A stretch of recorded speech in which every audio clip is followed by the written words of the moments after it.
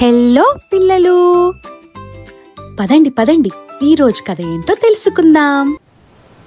గ్రామం అంతా క్రిస్మస్ వాతావరణం మొదలైంది. చుట్టూ మంచు కురుస్తోంది. ఆ గ్రామంలో ఒక చిన్న బాబు, తనే జాన్. జాన్కు చిన్నప్పటి నుంచి ఒక కోరిక. ఒక్కసారైనా క్రిస్మస్ తాత మాయారథం చూడాలి అని. ఒకరోజు రాత్రి మంచు పడుతున్న సమయంలో జాన్ బయటకు వస్తాడు.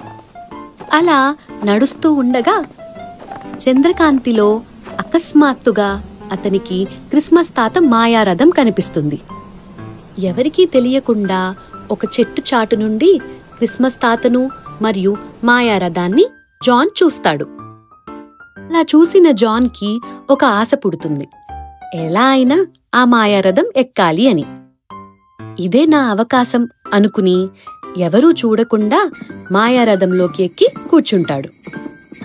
ఆ మాయారథం ఆకాశంలోకి ఎగురుతుంది. కానీ క్రిస్మస్ తాతకు రథంలో జాన్ ఉన్నాడని తెలియదు. కొద్ది దూరం ప్రయాణించాక క్రిస్మస్ తాత జాన్ను గమనిస్తారు.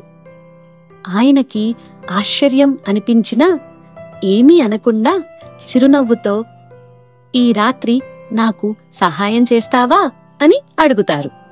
సంతోషంగా ఒప్పుకున్న జాన్ తాతతో కలిసి రాత్రంతా ఆకాశంలో ప్రయాణం చేస్తాడు. వాళ్ళిద్దరూ చిన్నపిల్లల ఇళ్ల దగ్గరికి వెళ్లి నిశ్శబ్దంగా గిఫ్ట్లు పెట్టేస్తారు. ఒక ఇంటి దగ్గర ఒక పాప నిద్రలో ఉన్నప్పుడు క్రిస్మస్ తాత మెల్లగా ఒక టెడ్డీ బేర్ని ఆమె పక్కన పెట్టడం చూసి జాన్ ఆశ్చర్యపోతాడు. క్రిస్మస్ తాతకు ఎంత మంచి మనసుంది అని జాన్ ఆశ్చర్యంగా చూస్తాడు.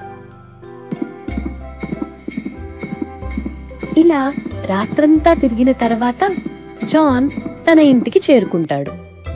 తన గదిలోకి వెళ్లిన జాన్ తన మంచంపై ఒక మెరిసే బంగారు గంట అక్కడ ఉండటం చూస్తాడు. అప్పుడు జాన్, ఈ రాత్రి నా జీవితంలో ఎప్పటికీ మర్చిపోలేను, ఇదంతా క్రిస్మస్ తాత మాయ అని చిరునవ్వు నవ్వుతాడు. Please like, share and subscribe.